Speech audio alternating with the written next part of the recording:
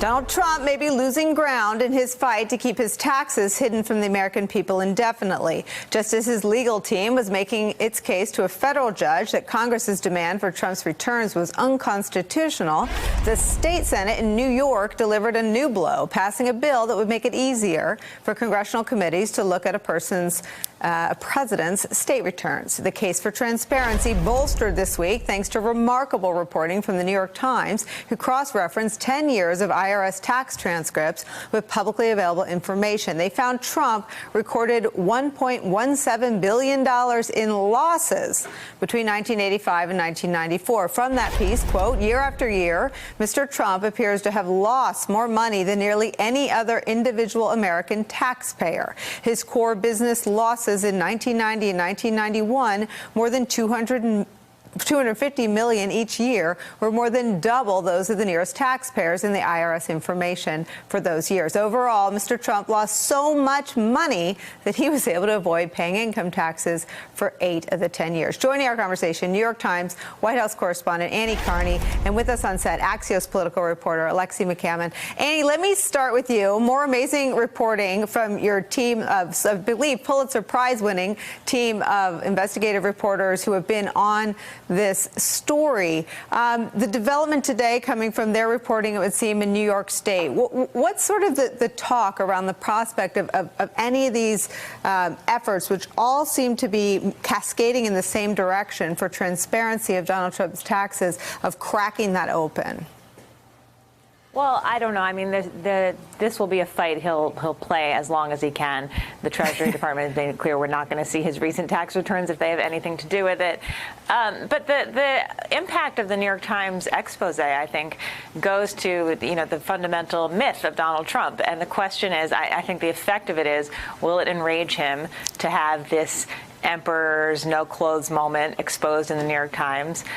We saw a little bit of reaction to it on Twitter, but he hasn't fully come out and talked more extensively about it yet.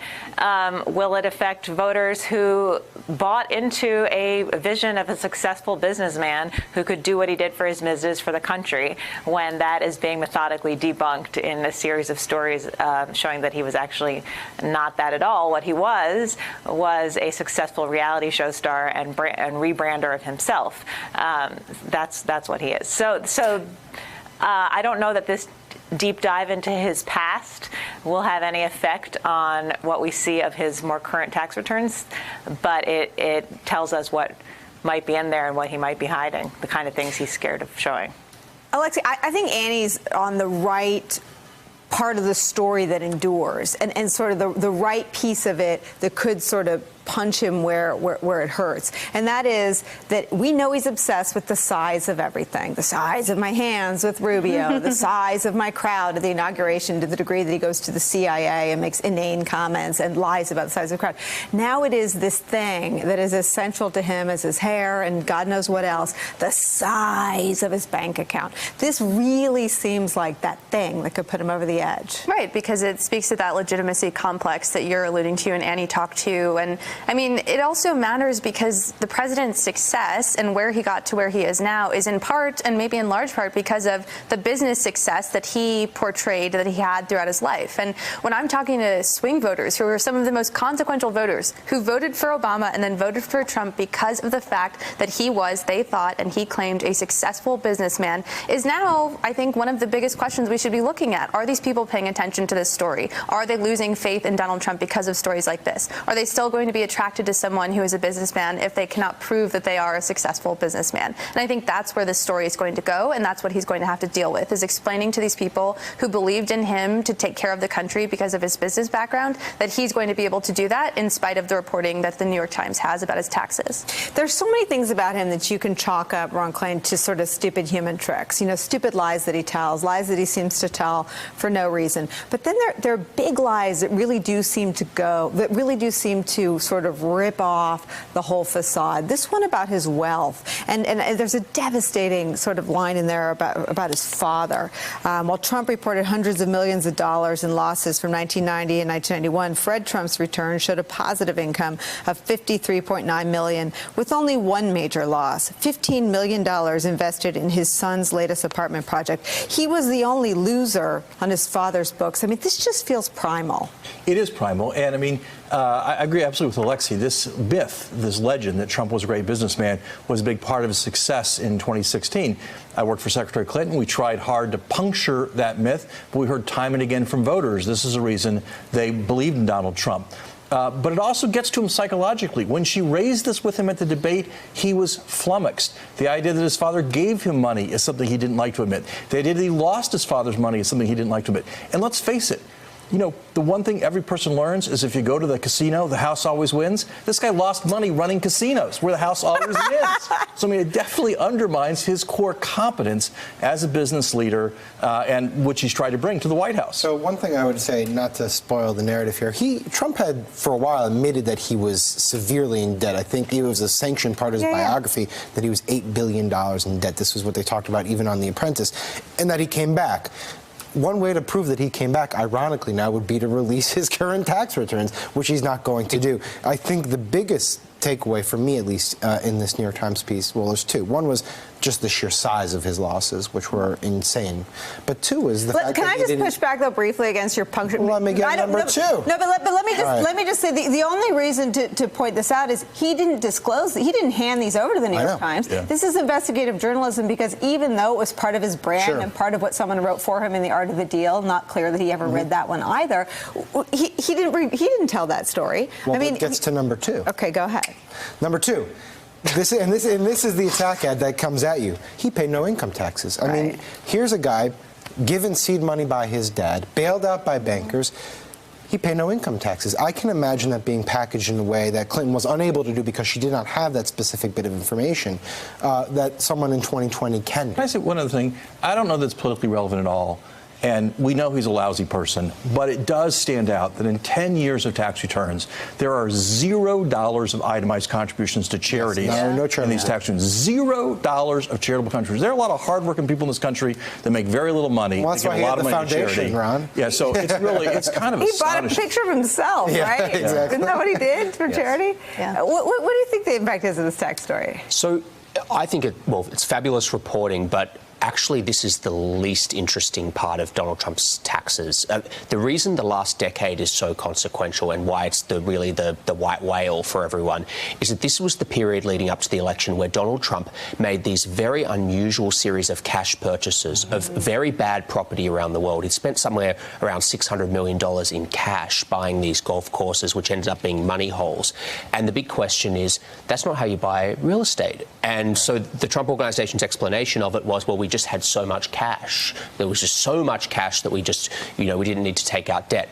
People who work in real estate say that's never how you buy property. So the question is, what was going on there? And this is the question that people like Adam Schiff want to investigate.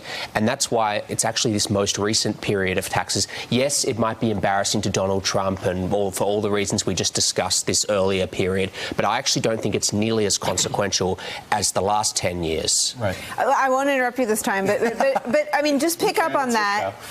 No, I shouldn't. I'm sorry. Pick up on that, and it does put the spotlight back on what. Well, there's all these. It's like there's all these also very peculiar relationships with banks, like Deutsche Bank, for instance. The money inflow is incredibly weird. Having that much liquidity is abnormal for that type of business. And then yes, the golf course purchases, the wineries that they purchased, where this money was going, but also where it was coming from, are all questions that need to be answered. The problem is, unless something miraculous happens, we're not going to see that information.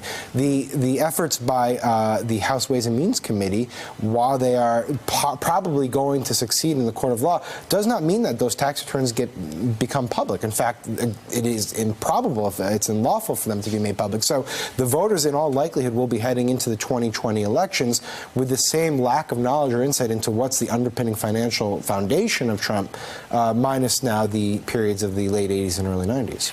Annie, I want to give you one more word and ask you to respond to this. Our friend Aaron Blake writes this: Trump in many ways built his career by suggesting that the life story of his political nemesis, Barack Obama, was a fraud.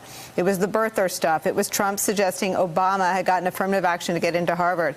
I mean, there is a parallel here to Trump's life story is now, thanks to your colleagues' great reporting, known to have been a fraud.